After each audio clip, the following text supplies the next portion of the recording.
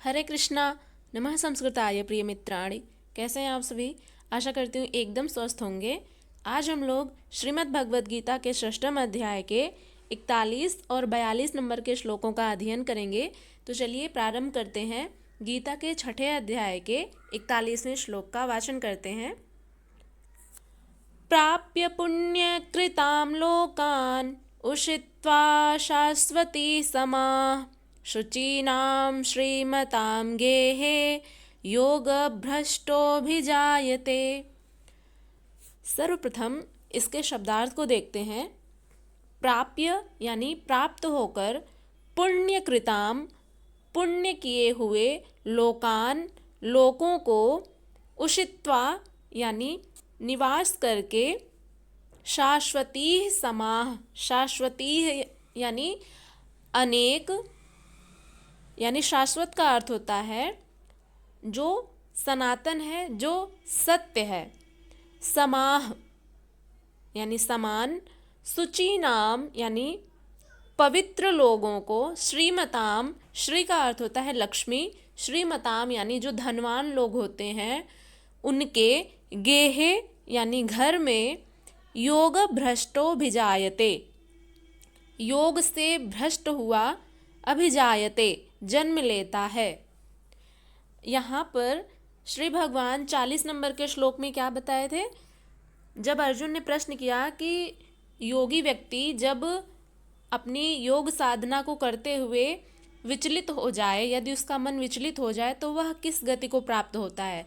तो इस पर श्री भगवान कहते हैं कि आत्मोद्धार के लिए यानी भगवत प्राप्ति के लिए कर्म करने वाला कोई भी मनुष्य दुर्गति को प्राप्त नहीं होता। अब वो कहाँ प्राप्त होता है? तो इसको 41 नंबर के श्लोक में बताए हैं। प्राप्य पुण्यकृताम लोकान उषित्वा शाश्वती समाह शुचीनाम श्रीमताम गेहे योग भ्रष्टो भिजायते। यानी जो योग से भ्रष्ट हुए पुण्यवान लोगों के घर में, यानी जो योगी व्यक्ति हैं जिनका मन योग साधना से विचलित हो गया है, ऐसे योग भ्रष्ट पुरुष पुण्यवानों के लोकों को अर्थात स्वर्ग आदि उत्तम लोकों को प्राप्त होकर उनमें बहुत वर्षों तक, शाश्वती बहुत वर्षों तक निवास करके फिर शुद्ध आचरण वाले श्रीमान पुरुषों के घर में जन्म लेता है। यानी अभी तो श्री भगवान ने कहा कि जब कोई व्यक्ति भगवत प्राप्ति के लिए अपनी साधना करता है तो वह दुर्गति को प्राप्त नहीं होता।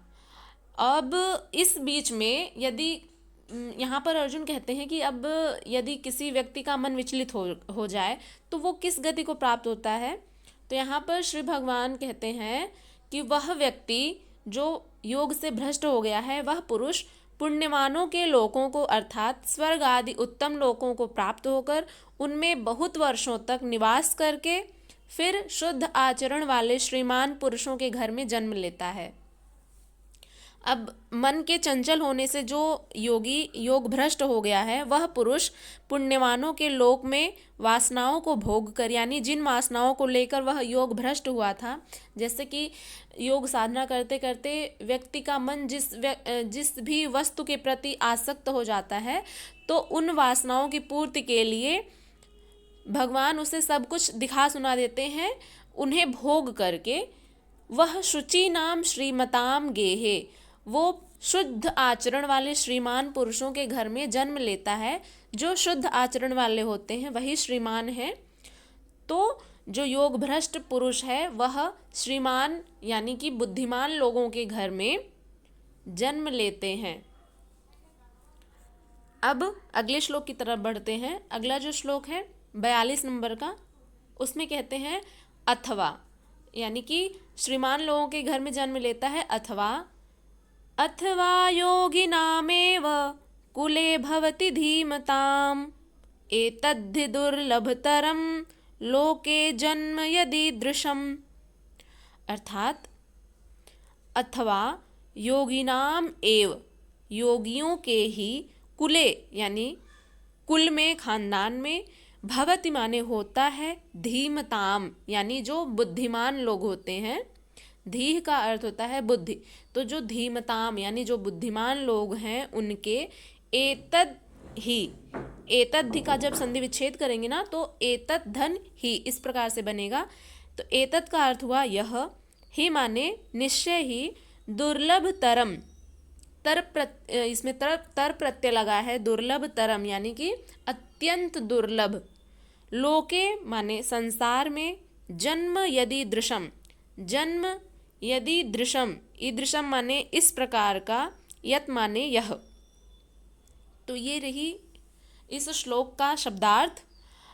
अब इसकी व्याख्या देखते हैं। श्री भगवान कहते हैं कि वह योग भ्रष्ट हुआ व्यक्ति या तो श्रीमान पुरुषों के घर में जन्म लेता है अथवा योगियों के ही यानी जो वैराग्यवान पुरुष हैं उन लोकों में ना जाकर के ज्ञानवान योगियों के ही कुल में जन्म लेता है। परंतु इस प्रकार का जो यह जन्म है सो संसार में निसंदेह अत्यंत दुर्लभ है। ये जो जन्म है, जो ज्ञानवान पुरुषों के घर में जन्म लेना, जो वैरागी हैं उनके घर में जन्म लेना, यह अत्यंत ही, निसंदेह अत्यंत ही दुर्लभ है। क्या कहते हैं श्री भगवान? कह रहे हैं कि अथवा वैराग्यवान पुरुष उन लोगों में ना जाकर के ज्ञानवान योगियों के ही कुल में जन्म लेता है, परंतु इस प्रकार का जो यह जन्म है वह संसार में निसंदेह अत्यंत दुर्लभ है। बहुत ही कम लोगों का इस प्रकार का जन्म होता है जो वैरागियों के घर में जन्म लेते हैं। तो यहाँ पर कहते हैं, अब इसको थोड़ा सा सरल व्याख्यायित करते हैं। अथवा वहाँ जन्म न मिलने पर भी स्थिर बुद्धि योगियों के कुल में वह प्रवेश पा जाता है। श्रीमानों के घर में पवित्र संस्कार बचपन से ही मिलने लगते हैं, किंतु वहाँ जन्म न हो पाने पर वह योगियों के कुल में शिष्य परंपरा में प्रवेश पा जाता है। जैसे कबीर, तुलसी, रैदास, वाल्मीकि इत्यादि को शुद्ध आचरण और श्रीमानों का घर नहीं, योगियों के कुल में प्रवेश मिला। अब जैसे जो कबीर हैं, तुलसी जी हैं, रैदास जी, वाल्मीकि जी, ये जो हैं इनको शुद्ध आचरण और श्रीमानों का घर नहीं मिला, तो उन्हें योगियों के घर में जन्म मिला। तो सद्गुरु के कुल में संस्कारों का परिवर्तन भी एक जन्म ही है, और ऐसा जन्म संसार में निसंदेह अति दुर्लभ है। योगियों के यहाँ जन्म का अर्थ है उनके शरीर से पुत्र रूप में उत्पन्न होना नहीं है। अब जैसे लोग कहेंगे कि जो योगी हैं, वैरागी हैं, उन्होंने तो पूरा संसार का मोह माया त्याग दिया है, तो फिर उनकी संतानें कैसे उत्पन्न होंगी? तो यहाँ पर यही बात कह रहे हैं श्री भगवान कि योगियों के यहाँ जन्म लेने का अर्थ उनके शरीर से पुत्र रूप में उत्पन्न होना नहीं है। तो क्या है?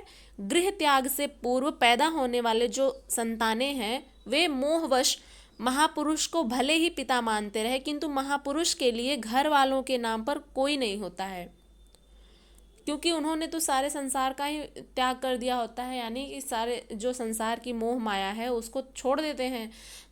उनके लिए सारा संसार ही कुटुंब हो जाता है, कोई एक परिवार में बंध कर वे नहीं रहते हैं। तो जो शिष्य उनकी मर्यादाओं का अनुष्ठान करते हैं उनका महत्व लड़कों से कई गुना अधिक मानते हैं, यानी अपनी संतान से कई गुना अधिक मानते हैं उनकी मर्यादाओं का अनुष्ठान करते हैं, तो वही उनके सच्चे पुत्र कहलाते हैं। तो आशा करते हैं कि आप लोगों को ये दोनों व्याख्याएं समझ में आ गई होंगी। फिर भी यदि कोई संशय हो तो आप लोग निसंदेह पूछ सकते हैं। और अब हम लोग मिलेंगे अगली वीडियो में अगले श्लोक के साथ। तब तक के लिए अपना ध्यान रखिएगा। नमः संस्कृताय। हरे कृष्णा।